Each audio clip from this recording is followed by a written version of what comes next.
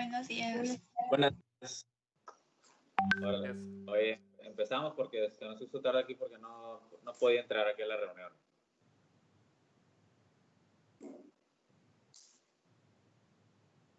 ¿Cómo? ¿Qué pasó? Que empecemos ya porque se nos hizo tarde con esto del inicio de la reunión. Sí. Sí, doctor, ya estamos conectando la presentación. Ok.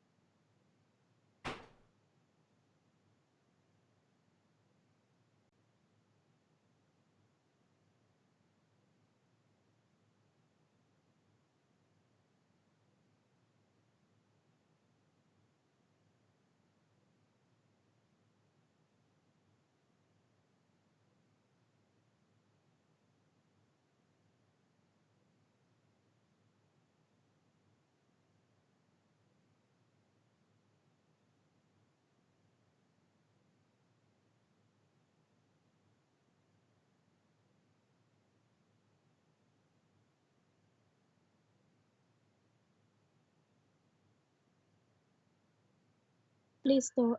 Buenos días. Nosotros vamos a ser el equipo número 3. Vamos a exponerles sobre fisiología renal. Y bueno, vamos a comenzar. Rápidamente para hablar, pues, a manera de introducción sobre el tema, pues primero vamos a hablar un poquito o recordar acerca de los compartimentos corporales. Estos pues van a estar regulados activamente por dos sistemas, que es el digestivo por medio del mecanismo de la sed y el apetito, y el renal por el ajuste de eliminación a través de la orina, que es donde entra pues el tema de interés de nosotros. La misión fundamental del riñón va a ser estabilizar y regular el espacio extracelular e indirectamente el intracelular a través de la orina. Este va a conservar pues agua, sodio, potasio, cloruro y bicarbonato en las cantidades necesarias, y también va a eliminar pues los metabolitos, que son la urea, creatinina, hidrogeniones y productos tóxicos.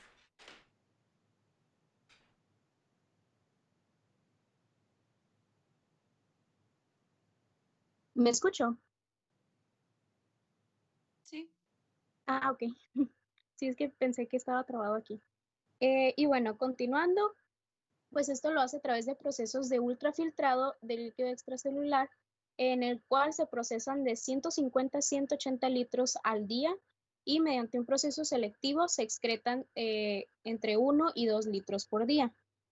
Entonces, pues básicamente nuestro riñón pues va a estar metabolizando y filtrando pues casi 200 litros por día para solo excretar de estos pues una centésima parte. Y también va a cumplir con la función de la síntesis de hormonas. Ahora, pasando a lo que es el flujo sanguíneo renal y su regulación. Primero tenemos el flujo sanguíneo renal, que va a ser la cantidad de sangre que recorre los riñones en un minuto. Y estos son 1200 mililitros por minuto. Esto es pues debido a una red vascular con resistencias muy bajas, por lo que pues la sangre puede pasar rápidamente. También tenemos el flujo plasmático renal, que es la cantidad de plasma que recorre los riñones en un minuto. Alrededor de esta presentación pues se van a estar manejando estas dos pues abreviaturas para que las tengamos en mente. Y el flujo plasmático renal pues va a ser de acuerdo a la proporción que pues se marca, que son los 660 mililitros por minuto. Ahora, en cuanto a la regulación de las resistencias, pues va a haber en dos puntos muy grandes una disminución de estas mismas, que es por lo que les digo que va a haber pues el proceso del flujo de 1200 mililitros. Primero, no sé si se vea el cursor, si lo puedan ver a través de en la tablita que está del lado derecho. El primer nivel se va a encontrar en las arteriolas, y aquí se da un grado de contracción a las paredes, y el glomérulo también va a tener pues entre la arteriola, a ver, permítame, aquí, entre el capilar glomerular y la arteriola eferente va a haber también un grado de baja de las resistencias. Aquí en la presión hidrostática glomerular, pues como les decía, va a estar regulada por estas mismas y la presión de perfusión. En cuanto a la presión hidrostática, pues va a ser de 46 más menos 8 milímetros de mercurio. Continuando con la autorregulación del flujo sanguíneo renal, pues esta va a ser independiente de la presión arterial y los cambios en resistencia vascular renal van a ser de acuerdo al suministro sanguíneo que tenga pues el órgano. Los principales cambios que se hagan de la presión en la arteriola aferente se van a regular y van a pues convertirse en cambios mínimos al llegar al glomérulo. Como pueden ver aquí, se da un mecanismo de autorregulación en cuanto a la arteriola aferente para que se pueda regular de entre los 80 y los 140 milímetros de mercurio de presión. Aquí pueden ver en la tablita de lo que estamos hablando, que básicamente se va a mantener estable en esos rangos, en donde pues la arteriola aferente va a regular el flujo sanguíneo al que le esté llegando al glomérulo. Y este se va a dar por tres teorías de autorregulación. Primero tenemos la miogénica, la resistencia tubuloglomerular y la metabólica. En la miogénica, comenzando por esta, pues tenemos que la tensión va a ser igual a la presión por las resistencias. Entonces, pues en esta, la tensión pues se va a basar más que nada en la autorregulación de la arteriola aferente, en donde va a aumentar o disminuir el radio interno del vaso para pues conservar el flujo constante hacia el glomérulo. Aquí pues está una pequeña cadena o esquemita de lo que son los pasos. Primero, pues el aumento de la presión sanguínea va a incurrir en una dilatación vascular. En esta, pues se van a dar la apertura de canales de calcio, los cuales van a tener entradas a las células musculares y van a tener una contracción de la arteriola aferente para bajar lo que es la presión y el flujo sanguíneo renal y tenerlo pues regulado de esta manera. También, tenemos la retroalimentación tubuloglomerular. Aquí en la retroalimentación tubuloglomerular va a funcionar en donde se aumenta la presión de perfusión, por lo que se va a aumentar la presión hidrostática del glomérulo, por lo que aumenta la filtración. Entonces, al aumentar la filtración, pues se da un aumento también del flujo de zonas distales. Y aquí se encuentra la respuesta de la mácula densa, y la mácula densa pues va a enviar señalizaciones para generar vasoconstricción en la arteriola aferente y regular todo el mecanismo de nuevo. Después también tenemos la respuesta metabólica, que esa pues no es muy tomada en cuenta en cuanto a la autorregulación del flujo sanguíneo renal. Se apoyan más entre la miogénica y retroalimentación tubuloglomerular. Sin embargo, pues esta va a funcionar igual que todos los tejidos pues del resto del cuerpo. A menor flujo sanguíneo se va a dar una isquemia relativa, por lo que se va a dar una producción de vasodilatadores y aumentar pues las resistencias al nivel original. Y a mayor flujo sanguíneo se va a dar una hiperoxia relativa, lo que va a dar producción de vasoconstrictores y las resistencias van a ser originales. Ahora, en cuanto a la regulación exógena del flujo sanguíneo renal, pues ya hablamos de la autorregulación. Entonces, ahora es pues tiempo de hablar de todos los factores externos que van a estar ayudando a estos mecanismos. Primero, pues es el mismo objetivo, preservar la presión y el flujo a niveles pues constantes. Entonces, estos se van a regular a través de la circulación de las células renales y terminales nerviosas. Un cambio en el flujo sanguíneo renal pues va a dar una contracción del músculo liso vascular, lo que va a ser regulado a través de las arteriolas aferentes y eferentes para mantener pues las condiciones constantes en el glomérulo. Así que pues toda la ayuda extra que vamos a estar teniendo de manera externa pues van a ser con el mismo objetivo final que tiene la autorregulación. Esto se va a dar a través de sustancias vasoconstrictoras y vasodilatadoras. Entre las vasoconstrictoras vamos a tener la noradrenalina, angiotensina 2, la vasopresina, la endotelina y el tromboxano A. Y entre las vasodilatadoras tenemos péptido natriurético auricular, la dopamina, histamina, acetilcolina, bradicinina, también tenemos prostaglandinas y glucagón. Y luego vamos a tener el mecanismo de regulación endotelial. Aquí se va a dar una modificación para la liberación de los vasoactivos dependiendo del flujo sanguíneo. La regulación endotelial es básicamente, pues, como es la primera línea de contacto con la sangre, con el flujo y con la presión con la que éste está, pues, pasando, va a ser, pues, el primer mecanismo o el primer aviso hacia las autorregulaciones y también la regulación exógena, por lo que el flujo sanguíneo renal va a depender del equilibrio local de todos los vasoactivos que vayan a ser liberados por las células endoteliales.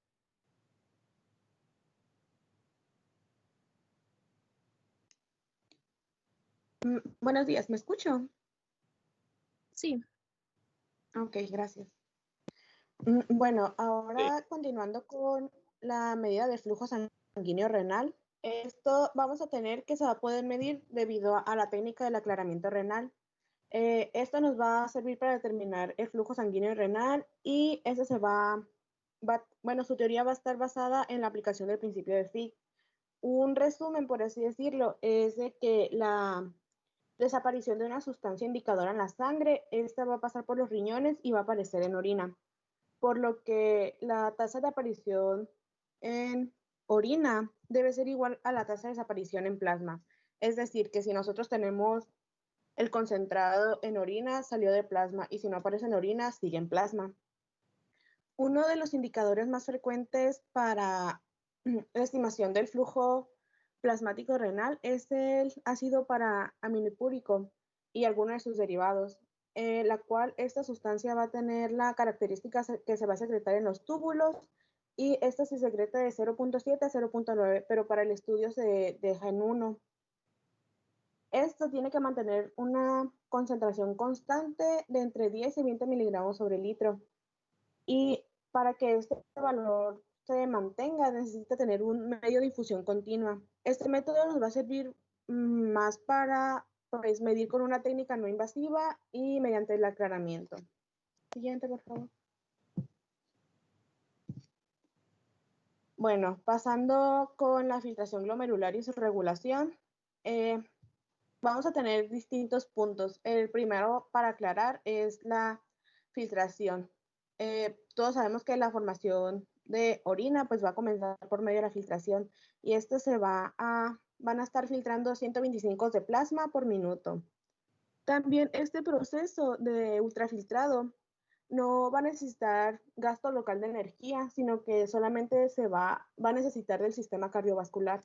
Esto es porque el capilar glomerular va a ser una membrana porosa y no, pues no va a requerir de energía, solamente una fuerza mínima para que los componentes se puedan filtrar por los filtros. Este va a necesitar una resistencia, la cual se va a encontrar por los poros. Y esta va a separar las proteínas de su fase acuosa. También se va a ocupar ciertas presiones, tales como son la presión oncótica, que va a estar en el plasma de los capilares glomerulares, la presión hidrostática de la sangre glomerular y también la presión de la cápsula de Bowman. Otros dos factores que vamos a tener asociados aquí son las características del elemento que se quiera filtrar. Y también va a ser importante la superficie de la membrana glomerular que esté intacta. Otro factor va a ser el suministro de sangre a la nefrona. Por su parte, también vamos a tener variaciones de presiones conforme vayan pasando de la arteriola aferente a la eferente. Es decir, las presiones que se van a modificar va a ser la presión hidrostática de la sangre glomerular y esta se va a disminuir debido al rozamiento de la sangre con la pared capilar. Por su parte, la presión oncótica, esta va a aumentar a lo largo del capilar. Esto porque se va a comenzar a filtrar agua y cristaloides, pero en la fisiología normal no se deben de filtrar proteínas, por lo que estas se van a ir concentrando y va a dar un aumento de la presión oncótica. Por su parte, este filtro puede restringir el paso de ciertas moléculas. Esto se va a dar por tamaño o por carga eléctrica. Las moléculas con un diámetro menor a 18 Armstrong se va a filtrar libremente, mientras que las de mayor de 45, estas no se van a filtrar en absoluto. Por otra parte, respecto a las cargas, tenemos que las moléculas catiónicas se van a filtrar más fácil que las aniónicas. Esto tiene su principio debido a que va a haber diversas glicoproteínas cargadas negativamente a la superficie de la barrera de filtración, por lo que las moléculas que estén cargadas negativamente no van a poder pasar, sino que se van a botar, por así decirlo. Siguiente.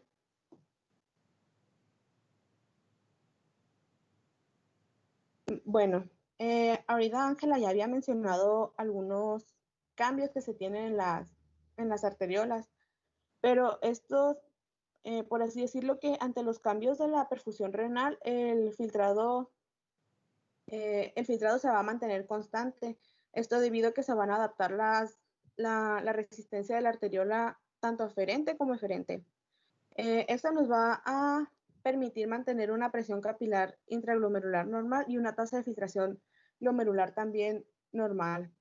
También tenemos que hay varias sustancias vasoconstrictoras. Estos nos van a dar, bueno, estos van a ser capaces de reducir el filtrado glomerular y también va a reducir el coeficiente de filtración y el flujo sanguíneo renal. Por su parte, las sustancias vasodilatadoras van a aumentar el flujo sanguíneo renal y el coeficiente de ultrafiltración. Esto va a tener pues un efecto contrario a las sustancias vasoconstrictoras. Siguiente, por favor. Bueno, para medir la tasa de filtrado glomerular, también se va a aplicar aquí la teoría de aclaramiento renal, la cual se puede explicar en 4 pasos. Aquí se va a utilizar un indicador que se filtre libremente al glomérulo, es decir, que no tenga que ser secretada o reabsorbida por el riñón. La cantidad que se aplique debe de surgir o debe de aparecer intacta en la orina, es decir, debe aparecer la misma cantidad. Aquí tenemos que la mejor sustancia para aplicar esta medida de flujo de filtrado glomerular es la inulina, la cual se obtiene en diferentes alimentos como la alcachofa y espárragos, parece. También aquí otro factor a tener en cuenta es que la sustancia de inyección se debe mantener constante en la circulación. Aunque esto no se aplique clínicamente, un parámetro clínico, por así decirlo, es que en el aclaramiento se va a utilizar la creatinina, la cual esta es una sustancia que se mantiene más o menos constante, aunque puede haber factores que la pueden modificar. A pesar de que esto no cumple con los criterios del valor del aclaramiento, se aproxima bastante a una tasa de filtrado glomerular, pues, por otro medio. Un aumento de los niveles plasmáticos de la creatinina puede indicar una disminución de la tasa del filtrado glomerular, aunque también tenemos que un problema de la creatinina es que tarda mucho en detectar los cambios de la tasa de filtrado glomerular por lo que no es como un parámetro tan apropiado. También tenemos que hay distintos pacientes que pueden modificar los valores de creatinina, ya sea en ancianos o en personas que hagan mucho ejercicio.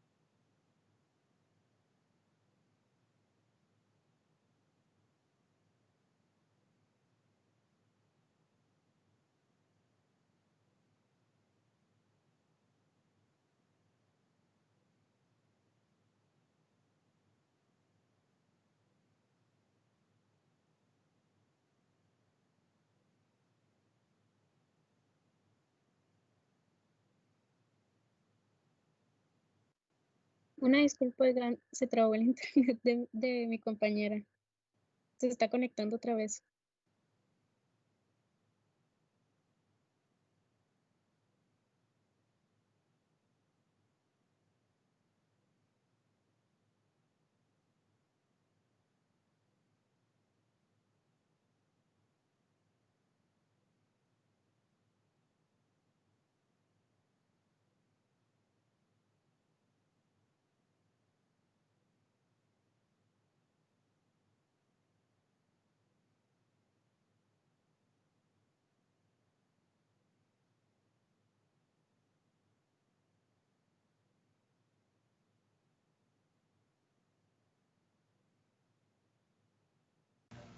Ya listo. Un pequeño inconveniente, pero voy.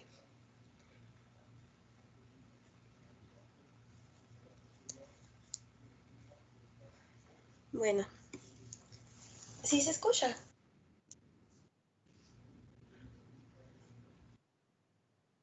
Sí.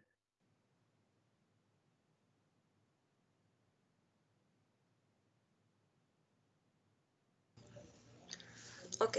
Bueno, en el túbulo proximal se absorben aproximadamente las 2/3 partes de agua, el cloruro y el sodio, así prácticamente la totalidad del bicarbonato y de los azúcares como aminoácidos y péptidos filtrados. La reabsorción es isosmótica y el líquido que abandona el tubo proximal tiene la osmolar similar al del plasma. Eso quiere decir que es isosmótica. En el túbulo, este fluido es procesado mediante gradiente de reabsorción y secreción selectiva de diversas sustancias. Esto quiere decir pues que así se crea la orina básicamente. Y en condiciones normales, la eliminación urinaria de los iones más importantes del líquido extracelular es sodio, cloruro y potasio. Y del agua que les diluye es similar a la ingesta. Y bueno, si la eliminación urinaria es menor que la ingesta, se produce un balance positivo, mientras si es mayor la ingesta que lo que se produce de orina, el balance es negativo. Y bueno, la orina normal no contiene cantidades apreciables de glucosa o aminoácidos, lactato, citrato y otras moléculas orgánicas que son filtradas en cantidades notables. Siguiente, por favor.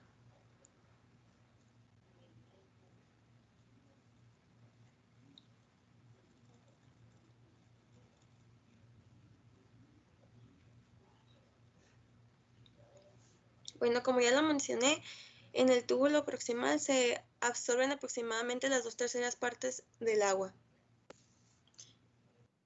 Y en esta porción es donde se absorbe básicamente el cloruro, el sodio y así como prácticamente la totalidad del bicarbonato y los azúcares, como aminoácidos y péptidos filtrados. Bueno, aquí la reabsorción igual es isosmótica, quiere decir que lo que se consume, que el líquido que abandona el tubo proximal tiene osmolaridad similar a la del plasma. Y la reabsorción del túbulo proximal está basada fundamentalmente en la existencia exclusivamente en el dominio vasolateral de su membrana plasmática, y esto es por la enzima plasmática, esta que tengo aquí, la sodio-potasio ATPasa. Esta enzima, que precisa energía para su activación, transporta sodios del espacio intercelular hacia el intersticio peritubular, intercambiándolo con potasio, y en consecuencia la concentración intracelular del sodio disminuye y la del potasio aumenta, teniendo en cuenta que la membrana celular es muy permeable al potasio y que el gradiente de concentración es muy favorable a su salida. Este catión tiende a abandonar rápidamente el compartimiento intracelular, lo que genera una carga negativa en el interior de la célula.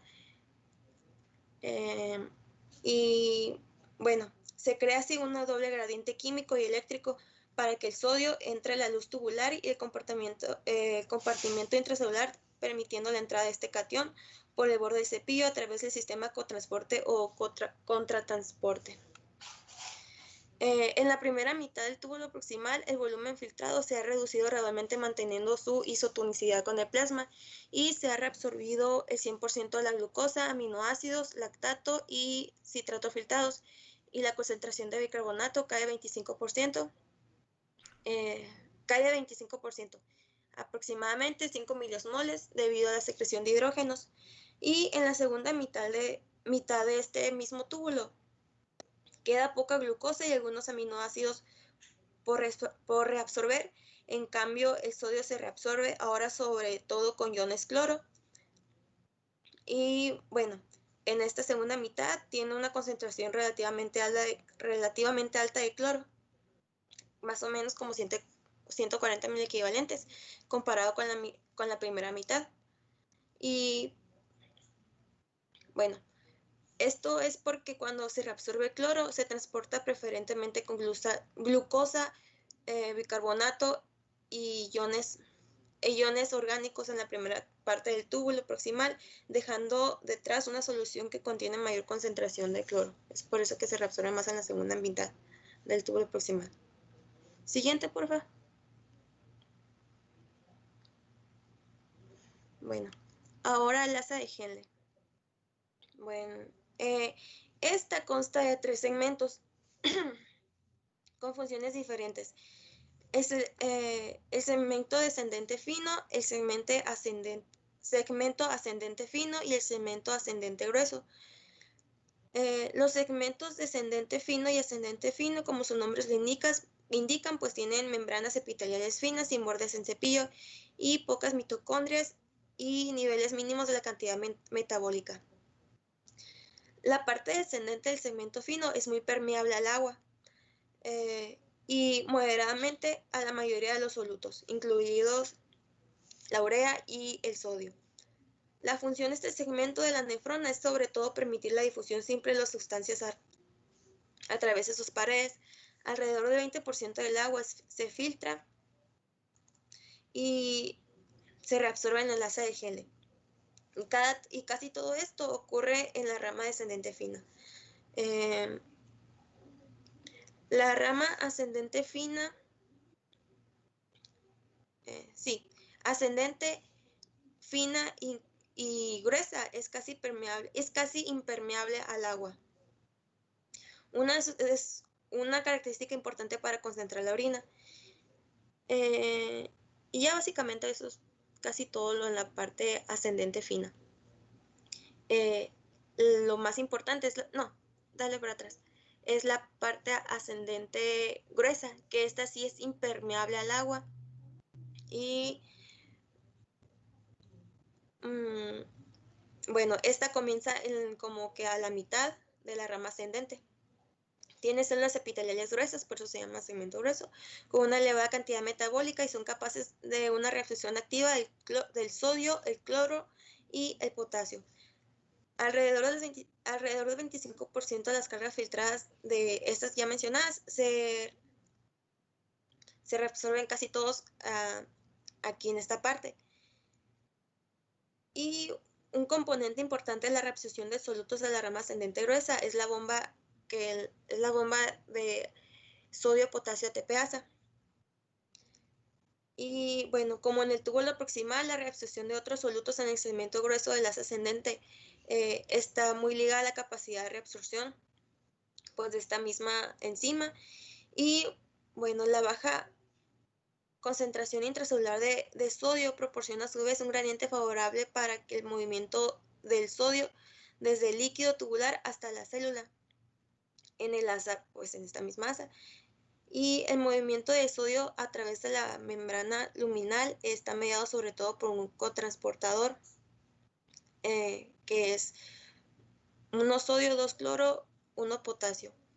Esta proteína cotransportadora de la membrana luminal usa la energía potencial liberada de la función a favor de corriente de sodio hasta el interior de la célula para dirigir la reabsorción del potasio al interior de la célula frente al gradiente de concentración. Y bueno, otro dato importante es que en esta parte de la asa es donde funcionan los diuréticos, los medicamentos.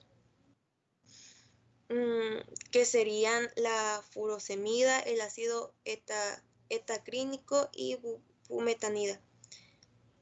Todos estos inhiben la acción del cotransportador de sodio 2-de-cloropotasio. Más o menos es como funciona. Pero es aquí donde funciona en el segmento grueso de las ascendentes. Siguiente.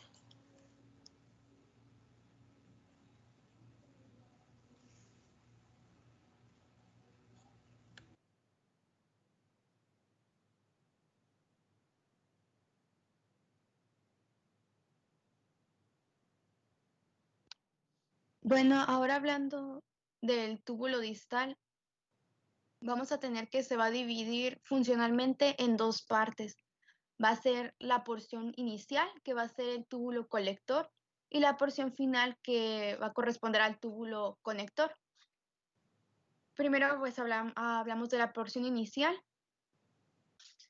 que su función va a ser reabsorber una fracción relativamente constante, que es de aproximadamente el 5% de la carga que se reciba, de la carga total que se reciba.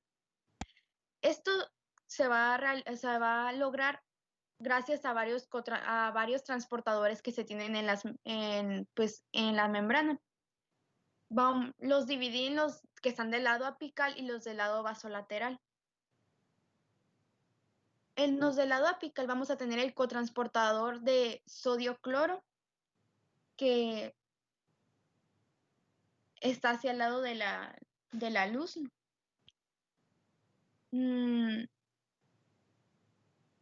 Sí, o sea, si lo ven en la imagen, sí indica que pues los dos iones entran hacia la célula, ¿no? Los del lado vasolateral, tenemos el transportador que es el más clásico, la bomba de sodio-potasio, y el transportador de sodio-calcio, que están del otro lado, que están hacia el lado de donde se señala la sangre. Este segmento también tiene como característica que es impermeable al agua. Entonces, vamos a tener que el fluido tubular que está ahí va a ser más hiposmótico. Viene del segmento anterior, va a venir isosmótico, pero aquí como no se va a reabsorber agua, se va a convertir en hiposmótico. Entonces vamos a tener que este segmento se le suele conocer como segmento dilutor cortical. Algo que me faltó mencionar es que en el cotransportador de sodio-cloro vamos a tener que ahí actúan las tiacidas. Entonces lo pueden inactivar, o también se pueden activar por altas concentraciones, que se detecten altas concentraciones de bicarbonato. Y esto va a hacer que haya una inhibición del calcio y pues por ende va a disminuir la calciuria. La siguiente.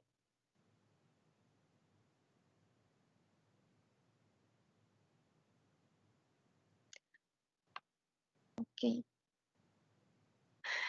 Ahora hablando del túbulo conector y el túbulo colector. Si recuerdan, pues les dije que la porción final del túbulo distal era el túbulo conector. Entonces, como tiene características un poco similares a las del colector, lo vamos a hablar aquí. Su función va a ser absorber menos del 3% de la carga filtrada, o sea, es un poco menos, y como es la parte final, se mencionaba que es como el que le hace los últimos ajustes, o sea que revisa que todo quede bien para ya terminar. Entonces va a ajustar la excreción renal de agua, sodio, potasio y iones hidróneo según el estado del volumen extracelular. Os va a detectar cómo está la composición del líquido extracelular y pues ahí va a ser las regulaciones.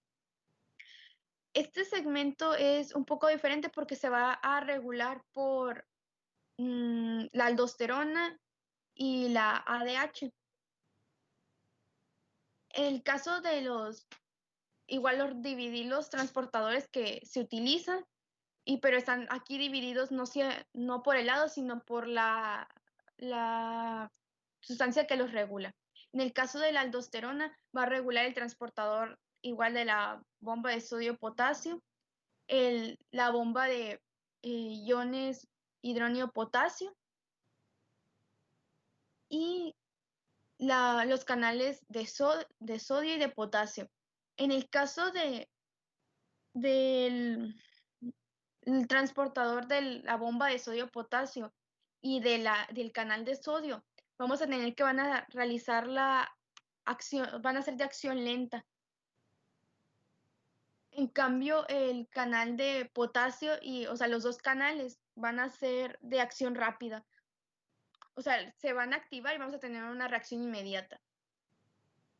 En el caso de los regulados por la ADH, vamos a tener el canal de sodio, que está en el lado apical. Vamos a tener la aquaporina 2, que va a ser, la aquaporina pues, o sea, los otros es muy fácil identificar qué es lo que está regulando y pues la aquaporina regula el agua. Y el transportador UT2, que es el que va a regular la urea. La siguiente.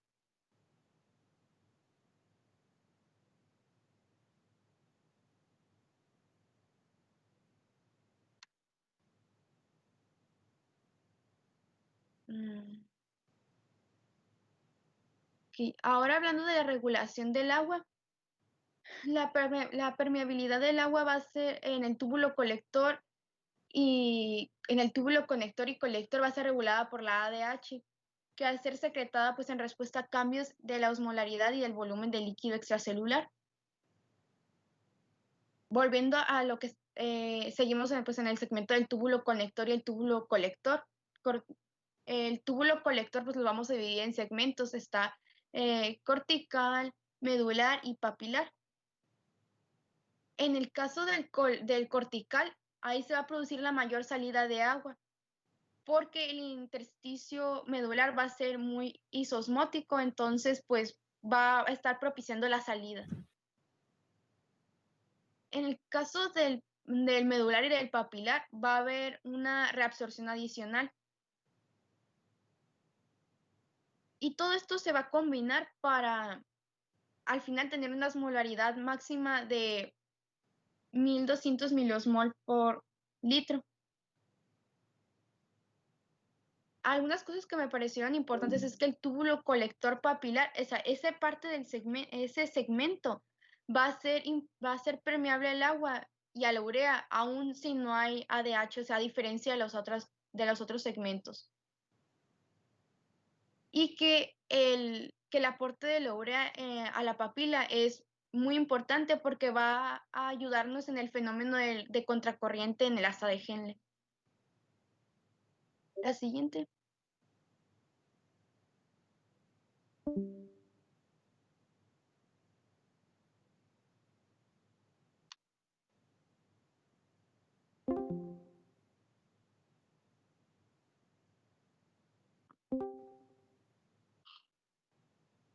La siguiente, por favor. Doctor, ¿podemos dejar hasta aquí la exposición? Es que tenemos examen a las 9 en punto de infectología.